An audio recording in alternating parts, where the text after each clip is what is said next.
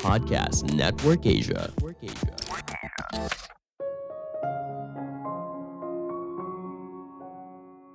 Kita hidup di era yang serba berubah. Pilihannya ada dua, beradaptasi atau tertinggal. Halo semuanya, nama saya Michael. Selamat datang di podcast saya, Sikutu Buku. Kali ini saya akan bahas buku Reinvent Yourself karya James Altucher. Sebagai informasi, podcast Sikutu Buku sekarang bergabung dengan Podcast Network Asia dan Podmetrics loh. Sebelum kita mulai, buat kalian yang mau support podcast ini agar terus berkarya, caranya gampang banget. Kalian cukup klik follow.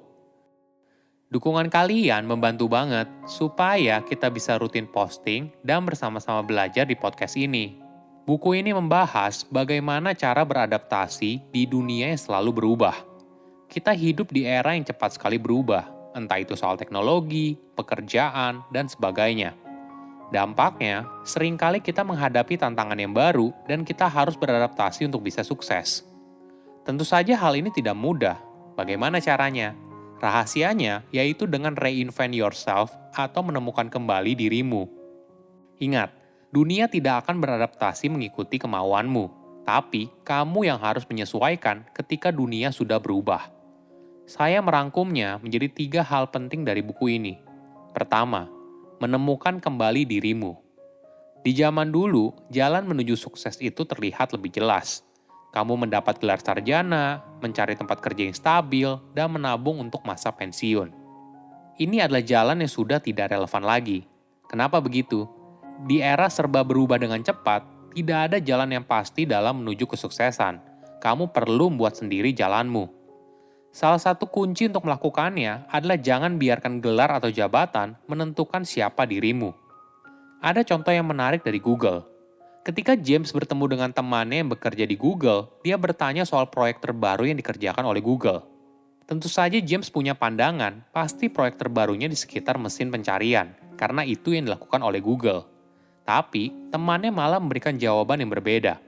Google mengembangkan sistem mobil otomatis, gelang untuk menyembuhkan kanker, menghubungkan daerah terpencil ke Wi-Fi terdekat melalui balon udara, dan sebagainya.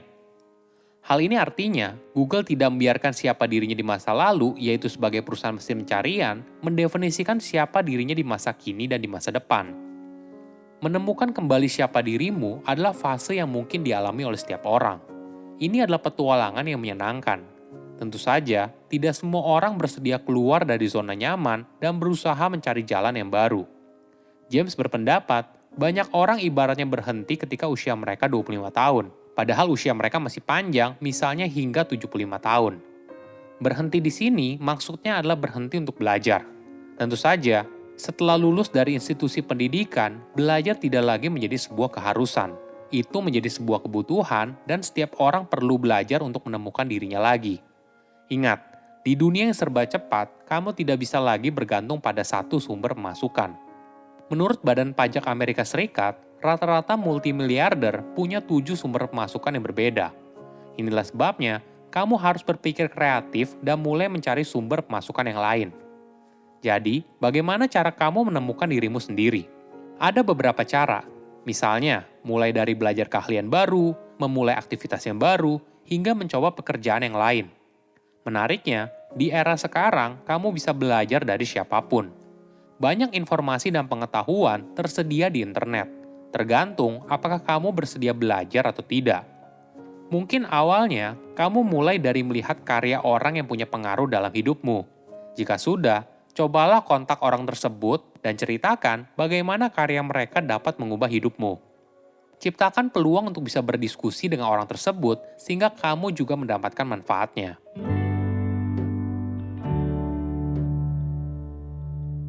Kedua, strategi mengubah hidup. Mungkin kamu penasaran, bagaimana menemukan apa yang kamu sukai? Salah satunya, coba ingat kembali masa kecilmu. Apa yang kamu sukai atau mimpikan pada masa itu? Kegiatan apa yang membuatmu sangat menikmatinya hingga lupa waktu? Misalnya, kisah seorang pengacara yang tidak puas dengan pekerjaannya. Dia lalu teringat masa kecilnya saat membuat kue lumpur. Kegiatan itu sangat dinikmatinya saat kecil, hingga akhirnya dia memutuskan untuk mendalami seni membuat kue hingga berubah karir menjadi chef pastry terkenal. Perlu dipahami, reinvent yourself tidak terjadi dalam semalam. Jadi, jangan berharap kamu memutuskan untuk berubah, lalu kemudian sukses saat itu juga. Reinvent yourself adalah proses bagaimana membuat perubahan kecil setiap harinya, hingga suatu hari keajaiban yang terjadi. Beberapa orang paling kreatif dalam sejarah juga menjadi orang yang paling produktif. Pablo Picasso menciptakan 50.000 karya seni, yang kalau dibuat rata-rata berarti sebanyak 2 karya per hari. Contoh lain yaitu seorang rapper bernama Coolio. Sejak kecil, dia bertekad untuk menjadi seorang rapper terkenal. Coolio mulai menulis lirik setiap hari dimulainya pada usia 14 tahun. Selama 17 tahun berikutnya, dia terus berlatih dan menyempurnakan keahliannya.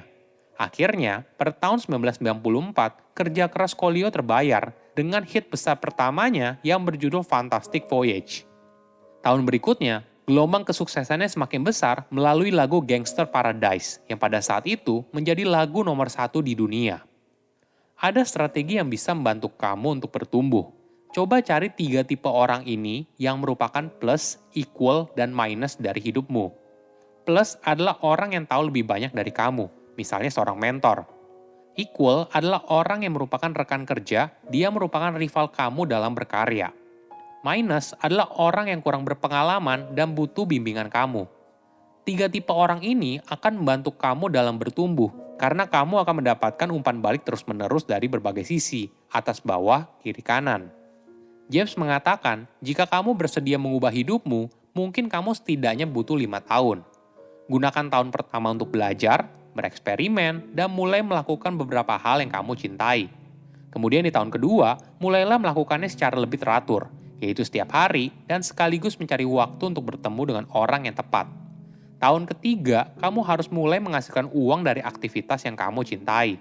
Namun barulah tahun keempat, kamu mendapatkan penghasilan yang cukup untuk hidup dengan layak. Jika semuanya berjalan dengan baik, maka pada tahun kelima, kamu sudah menjadi orang kaya dengan melakukan hal yang kamu sukai.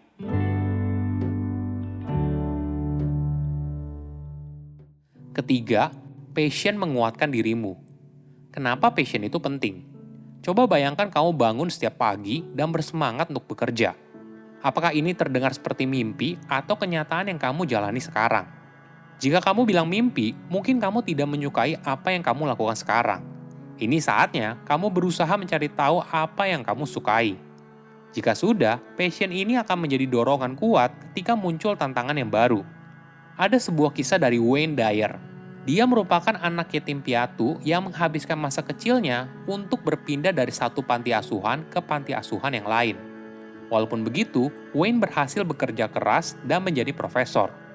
Dia lalu menulis buku pertamanya dan terjual lebih dari 35 juta kopi. Namun perjalanannya dari yatim piatu menjadi penulis buku terlaris tidaklah berjalan mulus.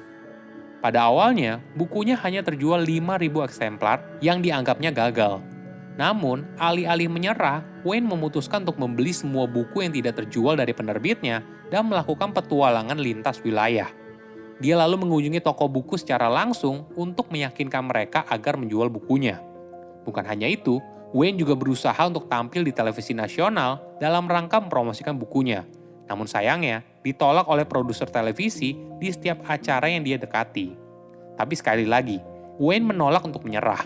Sebagai gantinya, Wayne mendatangi langsung setiap stasiun televisi dan mempromosikan bukunya. Berkat kegigihannya, dia mampu meningkatkan penjualan bukunya hingga jadi buku terlaris pada masanya. Di dunia yang serba cepat, yang pasti adalah ketidakpastian. Kita punya 2 pilihan, beradaptasi atau tertinggal dimakan zaman.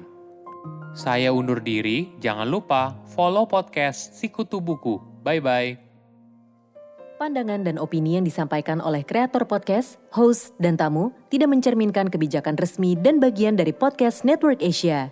Setiap konten yang disampaikan mereka di dalam podcast adalah opini mereka sendiri dan tidak bermaksud untuk merugikan agama, grup etnik, perkumpulan, organisasi, perusahaan, perorangan, atau siapapun dan apapun.